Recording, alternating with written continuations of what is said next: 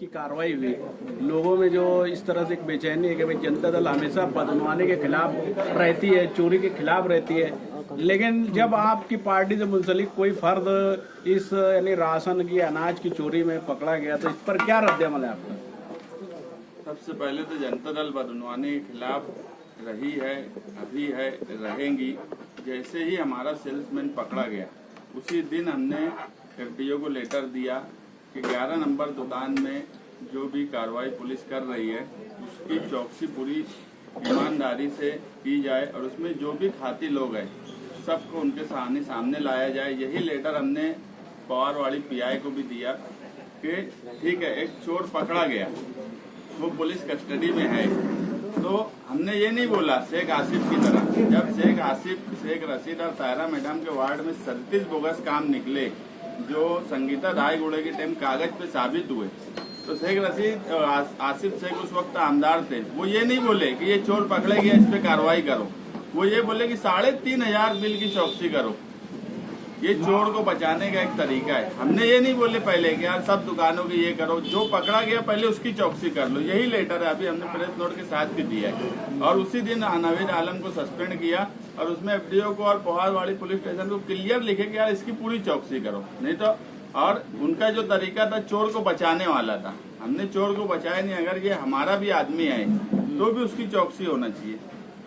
बड़े पैमाने पर राशन दुकान से मुंसलिक आप और आपकी पार्टी के लोग भी रहे, लेकिन देखने में यह आता कि राशन दुकानों पर पावती नहीं दी जाती, स्लिप नहीं दी जाती, कैश मेमो नहीं दिया जाता, और राशन जो कार्ड होल्डर है इनको तरह तरह से गाली दे के, इनको धुतकार के, इनको मार के हकाल दिया था। इवन कई मरतबा मैं खुद भी इस सिलसिले में बात किया हूँ और अक्सर वक्सर अखबारों में भी लिखता रहा हूँ।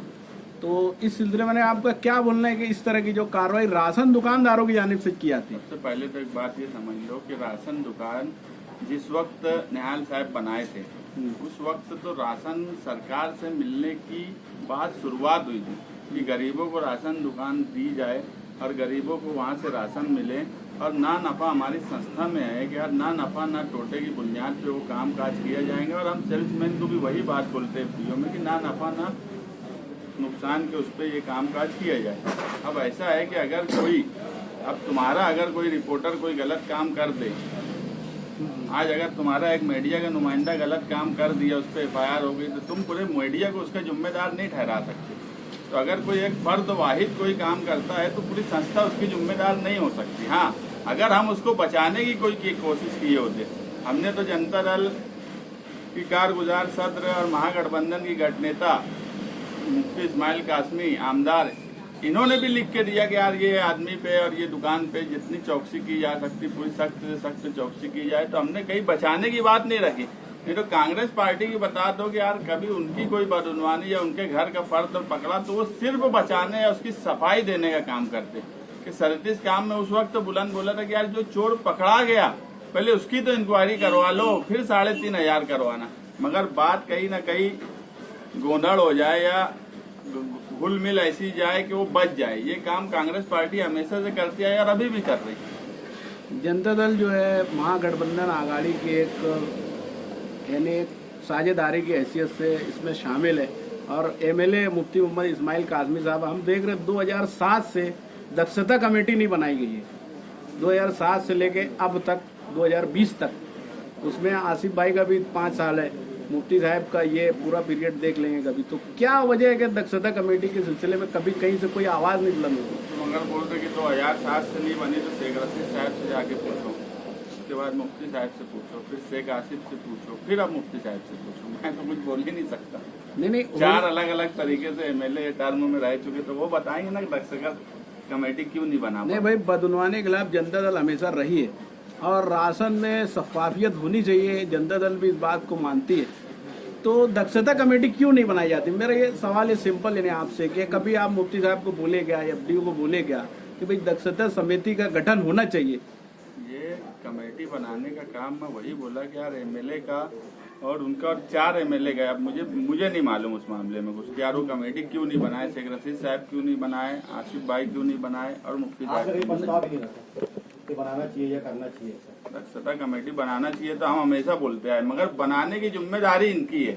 हम बोल सकते हैं, सिर्फ बोलेंगे।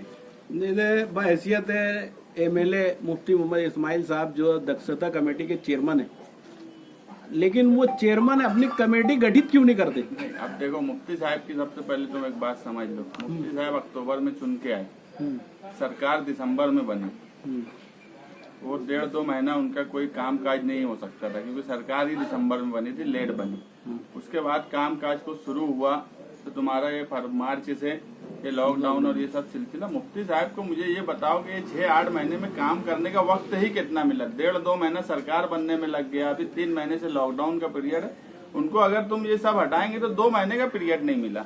2 महीने में आदमी क्या क्या करेंगे? उसके बाद भी वो आगरा रोड का प्रस्ताव और ये सारी चीजें जो कि अभी तक हो जाती थी, कहीं ना कहीं एक आखिरी मरहले में आ गई होती, ये सारा काम काज वो शुरू कर दिए थे, मगर उनको वक्त नहीं मिला तो वो भी क्या कर सकते। और ये तो सारे शहर के सामने, सारे मुल्क के सामने है।